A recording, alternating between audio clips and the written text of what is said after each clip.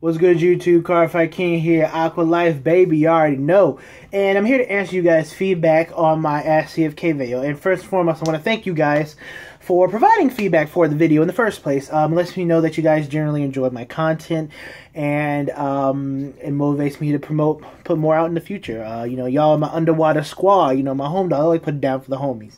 But let's get into it. Now, my boy Clinton, he asked me, why did I film the Ask CFK video in the staircase? Because I was feeling cool, man. I was feeling pretty cool, dog. I was like, damn, let me chill out. Let me make this video real quick. You know, Aqua Life, baby. Did that stuff. So, yeah, I did that. But by the way, you're ugly, Clinton, and I will see you at local. Well, I'll take care of you then. Awesome Car Guy 1, he asked... Cardfight... Oh, I'm in my dad's office, by the way, so if you guys are wondering. He asked, Cardfight King, can I do a matchup with Aquaforce, the Voss Maelstrom deck, and Shadow and Diablo deck, and what am I looking forward to in GBT03? Yes, I can definitely do that. Whether it's the Voss Glory, the Voss Max, Maelstrom, I could definitely do all three of those, whichever one you want. I'm not sure which one it was, but whichever one you want, I could definitely do that against Shadow and Diablo. And for GBT03 Sovereign Star Dragon, I'm looking for Messiahs. It's really sad how all of our key pieces to the deck are promo cards. And Amnesty Messiah is like overpriced Stride, so it's and I'm going to get that deck profile out to you guys, but it's going to take a little bit right now. It's just going to take a little bit, guys. And they're a little bit overpriced too. My God. Wilhelm94. He asked, what card games do I play besides Vanguard? None. I used to play Yu-Gi-Oh! Not anymore. Also, does it scare you that one day Lambroke will no longer be broken? No, I'm actually excited for that. It gives me another opportunity to improve my deck. Because like I've always said, your deck is never, quote-unquote, you know, complete, perfect. There's always room for improvement. You know, the formats change, your local meta changes, things like that. And so you got to always, you know, be able to get ready to adapt and change your deck according to what's going on. And, you know, with future support coming out, you know, I'm looking forward to the chance to improve my plays and everything with Lambros. Now, do I think he's broken? I don't think he's broken. As an Aquaforce player, I think he's the finisher that we've needed for a really long time. Our attacks usually stop after the Vanguard's the last attack, and without the help of stand triggers, that's pretty much it. You know, if it gets blocked and things like that, and Lambros provides us with the opportunity to, it's like, wait, there's more. There's more after my Vanguard attacks. You know, our small poke attacks to Lambros' big attack, and then Lambros allows the things that use the poke attack to restand, and so we can get in bigger attacks. He just does for what the deck needs. Now, obviously, objectively, from a non-Aquaforce player view, yeah, it's freaking broken. It's busted. It's hard to fight. But in a perfect world, you know, Aquaforce players not always going to have the same set. Always not going to have the perfect setup. You can easily misplay with the deck.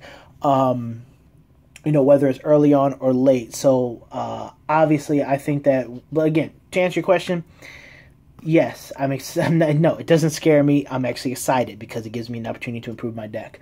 Desmond Johnson, am I going to the World Championship this year?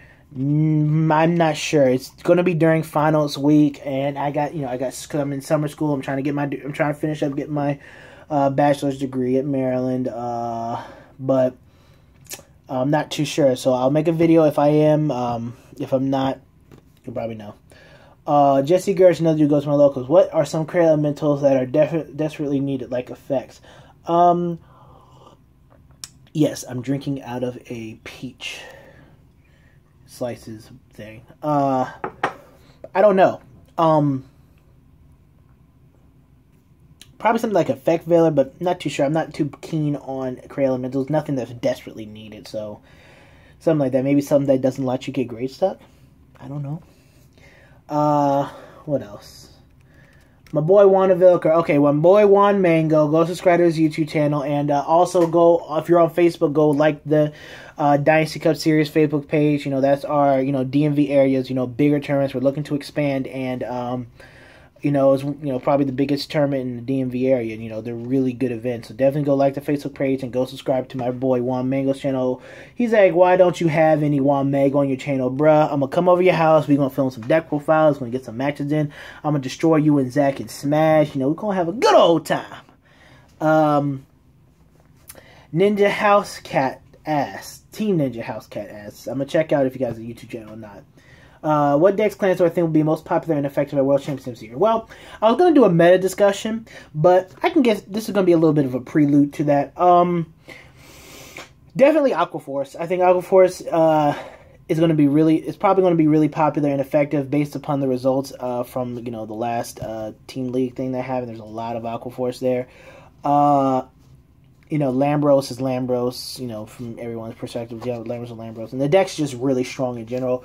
Royal Paladins. Let me talk to you guys about Royal Paladins. I think Royal Paladins are going to be one of the strongest deck, and probably the most popular deck, too. There are a ton of variants. Like, in this meta game right now, for this format, we have a lot of, like, about 14 to 16 decks and deck variants I can count off my hand that have an equal chance of winning. But in terms of Royal Paladins, Thingsaver and Friends, Thingsaver combined with generally anything, Ultimile Sanctuary Guard, Ultimile Ash Reverse, just there are a lot of different decks that you combine with the Sword Me Jewel Knight engine, and you have a really good deck.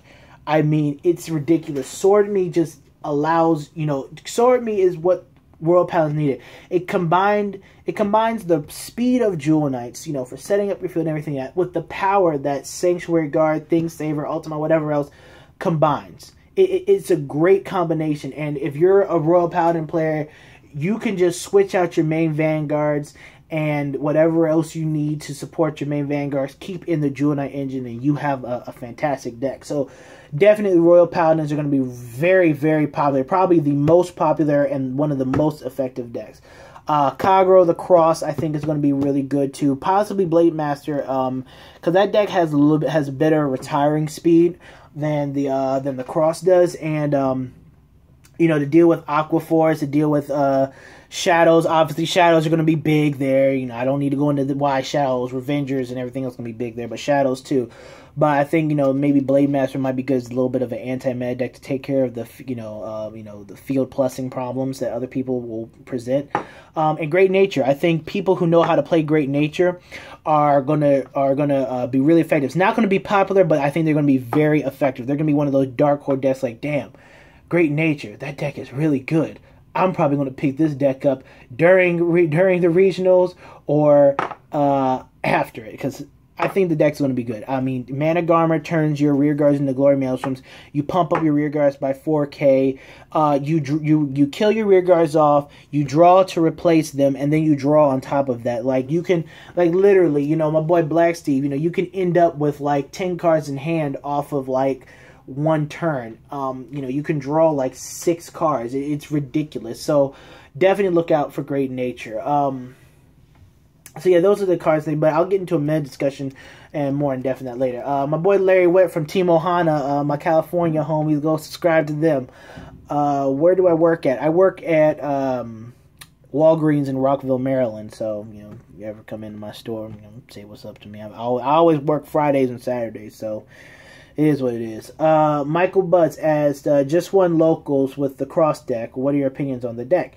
First and foremost, congratulations, Michael, for winning. And what are my opinions? I love the deck. Personally, I have the deck myself. With the ace gives us a nice finishing opportunity now. My boy Wild Mango was extremely happy to get that. But I think the deck is really good. It's a grind game deck. It's not, the X is not a deck that's going to finish you off quickly and things like that. It's a deck that's going to slowly grind, burn your opponent's resources, recycle your resources with, releasing the cross, Calamity Tower to, plus and draw and things like that. So, definitely, it's a really powerful deck. I think it's one of those decks that's just going to be a good deck in general throughout the time. Some decks can plus their field faster than Kagura can retire. So obviously you're gonna, if you're really a dedicated Kagura player, you're gonna figure out different ways to maybe build your deck and things like that. Because they did get some new cards. So I definitely think that Kagura is a really good deck to cross. I love the deck personally. Cameron DaCosta asked, I'm making a Tetra Drive Dragon Stride deck. What would you recommend for the deck to have pressure and a deck that can comfortably go first? Hold up. Drink that Aqua Life. I think the deck you need units that can reach your fourth battle without being heavy. If your main strategy is to focus on the Tetra Drive Transcore play, then you want to run units that generally don't, exhaust your counterblast. You want to run Stasia's because she's 9k from the back row. Really good card, easy to help you get to the fourth battle. Tidal Assault because he doesn't cost a counterblast. Now that the Stasia just requires you to be a GB1. But you want to just run cards. I mean, yeah, you could use the crit trigger to unflip damage, but sometimes you don't want to sit there and you lose a 10k shield just to unflip some damage unless you're going for a push. But I am making the deck, and so if you need like some extra reference, I will definitely put that deck profile up soon. I just need a few more cards for it, but I'll definitely put that deck profile up soon for you guys. But yeah, definitely things that just are easier on counterblast for the deck if that's your main strategy. Generally, I would say focus more on striding with that deck. That deck's main strategy generally should be to get to be ridden on Transcore and pressure with Tidal Bore. And if you're at 4 damage, I have an option of going into Lambros or break right into Tetra Drive, whatever the case may be. But I think Lambros should obviously be your main focus when playing Aqua Force nowadays, because he is our best finisher card. He's what we've needed for a long time. But definitely the break right Transfer play is still amazing. And again, I will make the deck. Triple H 1997. I think you might be a wrestling fan. I don't know. You might be. Although I know you cannot predict the future, what clans will be getting support in the future? Well, you saw that. I don't know if you saw it on Facebook, where they got it all over Facebook and whatnot. They show what's getting support in the future. Grand Blues getting a trial deck. Pale Moon's getting a trial deck along with their new characters probably. You saw Narcomies might get. I think they're getting a little support probably for Vanquisher. Aquaforce is getting a clan booster. Flash Collection in December. Royals are getting support in set 4. So I mean they've already pretty much given us. They're like 6 to 8 month plan for what's getting support. So definitely that's what you. If you need to go that, you can definitely go and look that up to see. But before that was happening, I was thinking, Nova. I'm trying to figure out where Novograd's are. I don't know if Novograd's going to get support, but I think Novograd's going to get support because I think they should. I think they do need to feature Kamui more in the show. I mean, I like Kamui. My boy Black Steve is a dedicated Nova player. But I think Nova is going to be getting some more support. Hopefully they don't get another sub-clan because they don't need any more sub-clans. They need to just get their generic units and go. But yeah. Yeah, I mean, a lot of the stuff's already been spoiled for what's getting support. But yeah. Now, if there's anything I'm looking forward to, Aquaforce. Kenneth Whitney, should I use Tidal Assault? Yes, you should. If you're playing Aquaforce, use Tidal Assault. If it fits your scheme. Some people's Tidal Assault, I know some people who don't use Tidal Assault because it doesn't fit their scheme. And if it doesn't fit your scheme, that's perfectly fine. Do what you do. But personally, for me, Tidal Assault always finds a way into my scheme. Tia Skill asks, what are my thoughts on the upcoming clan boosters for Aquaforce, and what do you think we'll get? I'm excited. I'm happy. I ran around in a circle, rolled on the floor, like a boulder. I was just, I took a lap around my house without, and then I got tired afterwards. I took a seat, but it was good. I'm happy about it. What do I think we'll get? We'll probably get a crit trigger for Thavas, like the one that goes into the soul. If you have a Thavas Vanguard, you push into the soul. He gets plus 5k, and I get to draw a card. That's going to be really good, especially for Thavas's GB2 skill. It'll make him a 16k hitter unboosted, and your opponent's going to either have to drop a Perfect Guard, which is 2 cards, or they're going to have to drop 3 cards for a 1 to pass. Or for a 2 to pass, excuse me. So it's definitely a something I'm looking forward to. But I think more ways to get to the 4th battle, more ways to make your 4 battles pay off, maybe some units to counteract field destruction. Whatchamacallit, my boy Geo Khan asked, can I do matches on Aqualife versus Bugs, and can I make Mega Colony for G-Set 4 as a better way to play against it, getting into their heads? I have a few friends that are going to be making Mega Colony. I'm not a Mega Colony fan at all, actually. But I can do a video of me fighting against Mega Colony, and I can, you know, show you guys what I'm thinking and things like that throughout the match.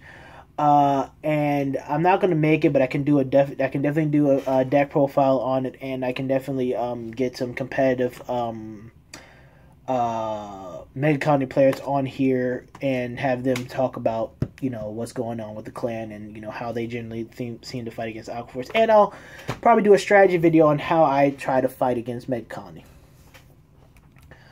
Calvin Dow asks, I know you live in the DMV area, DC, Maryland, Virginia. I'm in Maryland. But where do you usually play in tournaments? And even though Aqualife is much better than regular life, of course, Aqualife, baby. What other decks do you recommend? Well, since this is generally a competitive channel, well, first and foremost, I play at Chibi Cards and Games in Ellicott City, Maryland.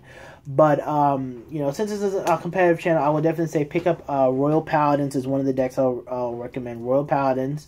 A lot of different just pick up the Jewel Knight Sword Me engine and pick your, you know, main 3 Vanguards, or main, you know, Vanguard and backup Vanguard, and go. You know, it's really good, and you know each of them offers some sort of generic effect that works in conjunction with the Jewel Knight engine.